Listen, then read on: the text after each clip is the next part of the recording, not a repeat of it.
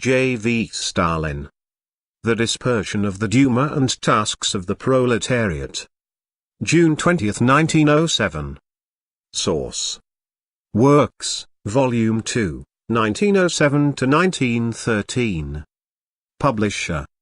Foreign Languages Publishing House, Moscow, 1954. The Second Duma has been dispersed. See footnote 1. It was not merely dissolved, it was shut up with a bang, exactly like the First Duma. Here we have the Dispersion Manifesto with the hypocrites' sincere regret at the dispersion. We also have a new electoral law which practically nullifies the franchise for the workers and peasants. We even have a promise to renovate Russia with the aid, of course, of shootings and a Third Duma. In short, we have everything we had only recently, when the First Duma was dispersed. The Tsar has briefly reenacted the dispersion of the First Duma. In dispersing the Second Duma, the Tsar did not act idly, without an object in view.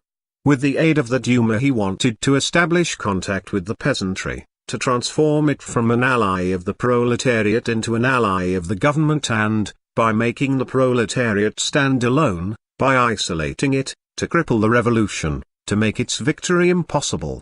For that purpose the government resorted to the aid of the liberal bourgeoisie, which still exercised some influence over the ignorant masses of the peasants, and through this bourgeoisie it wanted to establish contact with the vast masses of the peasants. That is how it wanted to utilize the Second State Duma. But the opposite happened. The very first sessions of the Second Duma showed that the peasant deputies distrusted not only the government but also the liberal bourgeois deputies. This distrust grew as a consequence of a series of votes which were taken, and it finally reached the stage of open hostility towards the deputies of the liberal bourgeoisie. Thus, the government failed to rally the peasant deputies around the liberals and, through them, around the old regime. The government's design, to establish contact with the peasantry through the Duma and to isolate the proletariat, was frustrated. The opposite happened. The peasant deputies more and more rallied around the proletarian deputies, around the Social Democrats.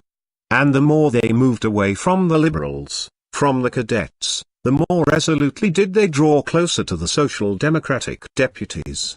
This greatly facilitated the task of rallying the peasants around the proletariat outside the Duma.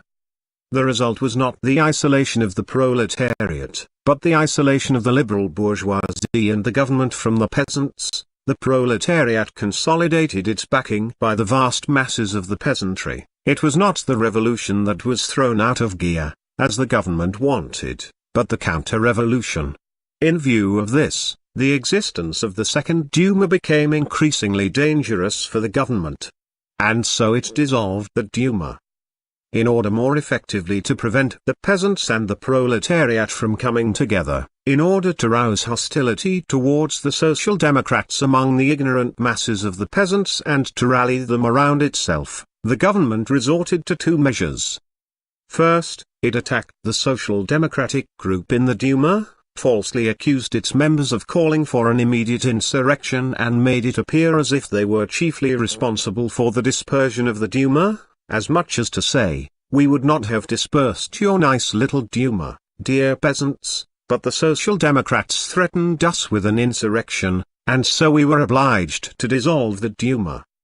Second, the government promulgated a new law which reduces the number of peasant electors by half, doubles the number of landlord electors, gives the latter the opportunity to elect peasant deputies at general meetings, reduces the number of workers' electors also by nearly half, 124 instead of 237, reserves for the government the right to redistribute voters according to locality, various qualifications and nationality, destroys all possibility of conducting free election propaganda, etc., etc. And all this has been done in order to prevent revolutionary representatives of the workers and peasants from getting into the Third Duma, in order to fill the Duma with the liberal and reactionary representatives of the landlords and factory owners, to get the peasants misrepresented by making possible the election of the most conservative peasant candidates in spite of the wishes of the peasants, and thereby to deprive the proletariat of the opportunity of openly rallying the broad masses of the peasants around itself, in other words, to have an opportunity for an open rapprochement with the peasantry. This is the idea behind the dispersion of the Second State Duma. Evidently, the liberal bourgeoisie understands all this and, by the agency of its cadets, is helping the government.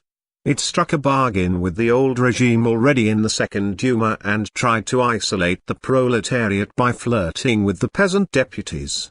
On the eve of the dispersion, the cadet leader Miliukov called upon his party to rally all and sundry around the Stolypin government, to enter into an agreement with it, and declare war on the revolution, that is to say, on the proletariat.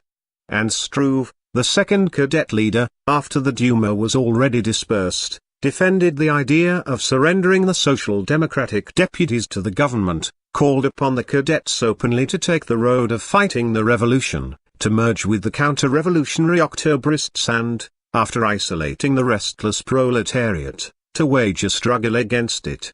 The cadet party is silent, which means that it agrees with its leaders. Evidently, the liberal bourgeoisie is aware of the gravity of the present situation. All the more clearly, therefore, is the proletariat faced with the task of overthrowing the Czarist regime. Just think. There was the first Duma. There was the second Duma. But neither the one nor the other solved a single problem of the revolution, nor, indeed, could either of them solve these problems. Just as before, the peasants are without land, the workers are without the 8-hour day, and all citizens are without political freedom. Why? Because the Czarist regime is not yet dead, it still exists, dispersing the second Duma after it dispersed the first, organizing the counter-revolution, and trying to break up the revolutionary forces, to divorce the vast masses of the peasants from the proletarians.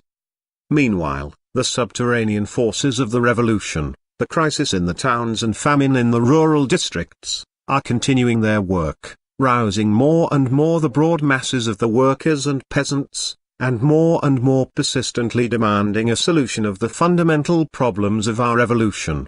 The exertions of the Czarist regime serve only to aggravate the crisis. The efforts of the liberal bourgeoisie to divorce the peasants from the proletarians are only intensifying the revolution.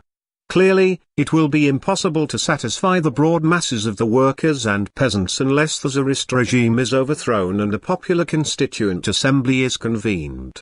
It is no less clear that the fundamental problems of the revolution can be solved only in alliance with the peasantry against the Czarist regime and against the liberal bourgeoisie. To the overthrow of the Czarist regime and the convocation of a popular constituent assembly, this is what the dispersion of the Second Duma is leading to. War against the treacherous liberal bourgeoisie and close alliance with the peasantry, this is what the dispersion of the Second Duma means. The task of the proletariat is consciously to take this path and worthily to play the part of leader of the revolution. Bakinski Proletary, No. 1, June 20, 1907. Notes. 1. The Second State Duma was dispersed by the Czarist government on June 3, 1907.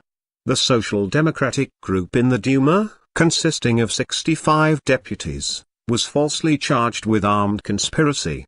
Most of the Social Democratic deputies were sentenced to penal servitude and permanent exile. End of The Dispersion of the Duma and Tasks of the Proletariat, by J. V. Stalin.